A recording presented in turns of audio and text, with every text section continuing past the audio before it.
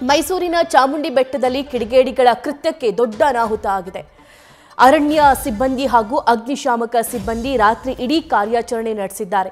ಆದರೆ ಇವತ್ತು ಬೆಳಗ್ಗೆ ಸುರಿದ ಇಬ್ಬನಿಯಿಂದ ಬೆಂಕಿ ಆರಿ ಹೋಗಿದೆ.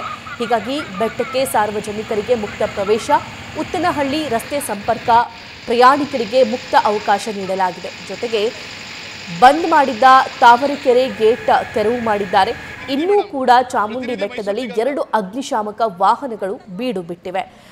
ನಿನ್ನೆ ಸಂಜೆ ಬೆಂಕಿ ಆರಿಸ್ತಾ ಇದ್ದಂತಹ ದೃಶ್ಯವನ್ನ ಗಮನಿಸ್ತಾ ಇದ್ರಿ. ಇಡೀ ಅರ್ಧ ಚಾಮುಂಡಿ ಬೆಟ್ಟ ಅಲ್ಲಿ ಒಣಗಿದ ಮರಗಳೆಲ್ಲವೂ ಇದ್ವು. ಅರ್ಧ ಬೆಟ್ಟದಲ್ಲಿದ್ದಂತಹ ಮರಗಳು ಬೆಂಕಿಗಾಹುತಿಯಾಗಿವೆ. ಆ ಬೆಂಕಿ ಹೊತ್ತಿ ಉರಿತಾ ಇದ್ದಂತಹ ದೃಶ್ಯ ಗಮನಿಸ್ತಾ ಇದ್ದೀರಿ. ಆದರೆ ನಸುಕಿನ ಜಾವ ಇಬ್ಬನಿ ಬೀಳ್ತಾ ಇದ್ದಂತೆ ಈ ಬೆಂಕಿ ಶಾಂತವಾಗಿದೆ. ಈಗ ದೇವಸ್ಥಾನಕ್ಕೆ ಹೋಗುವ ಪ್ರಯಾಣಿಕರಿಗೆ ಮುಕ್ತ ಅವಕಾಶವನ್ನು ಕಲ್ಪಿಸಲಾಗಿದೆ. 2 ದೃಶ್ಯ ಗಮನಿಸ್ತಾ ಇದ್ದೀರಿ. ನಿನ್ನೆ ಚಾಮುಂಡಿ ಬೆಟ್ಟದಲ್ಲಿ ಮಧ್ಯಾಹ್ನದಷ್ಟೊತ್ತಿಗೆ ಬೆಂಕಿ ಹೊತ್ಕೊಳ್ಳೋದಕ್ಕೆ ಶುರುವಾಗುತ್ತೆ.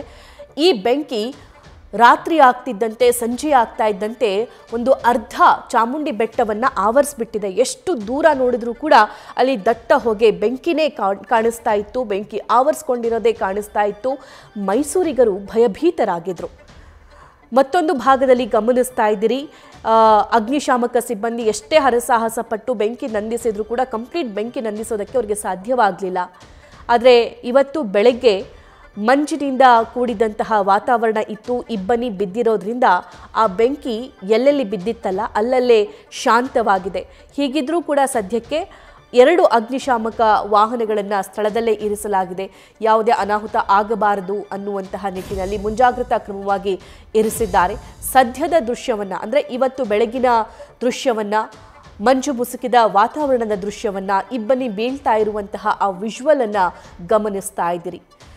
ದೇವಿಯ ಪವಾಡನೇ ಇರಬಹುದು ಅಂತ ಹೇಳಿ ಅಲ್ಲಿದ್ದವರು ಕೂಡ ಮಾತನಾಡಿಕೊಳ್ತಿದ್ದಾರೆ. ಚಾಮುಂಡಿ ಬೆಟ್ಟ ತುಂಬಾನೇ ಒಂದು ಚಾಮುಂಡಿ ತಾಯಿ ನೆಲೆಸಿದ್ದಾಳೆ. ದೇವಸ್ಥಾನಗಳು ಸುಮಾರು 3-4 ದೇವಸ್ಥಾನಗಳು ಚಾಮುಂಡಿ ಬೆಟ್ಟದಲ್ಲಿ ಇವೆ ಅನ್ನೋದು ಒಂದಾದರೆ, ಮತ್ತೊಂದು ಚಾಮುಂಡಿ ಬೆಟ್ಟ ತುಂಬಾ ಸುಂದರವಾಗಿರುವಂತಹ ಒಂದು ಪ್ರವಾಸಿ ತಾಣ. ಅದು ಬೆಟ್ಟದ ಮೇಲೆ ಹೋದರೆ ಆಹ್ಲಾದಕರವಾಗಿರುವಂಥ ವಾತಾವರಣ, ಅಲ್ಲಿರುವಂತಹ ವೈಬ್ಸೇ ಬೇರೆ. ಅದನ್ನು ಫೀಲ್ ಮಾಡೋದಕ್ಕೆ ತುಂಬ ದೇಶದ ಮೂಲೆ ಮೂಲೆಯಿಂದ ಜನ ಅಲ್ಲಿ ಬರ್ತಾರೆ.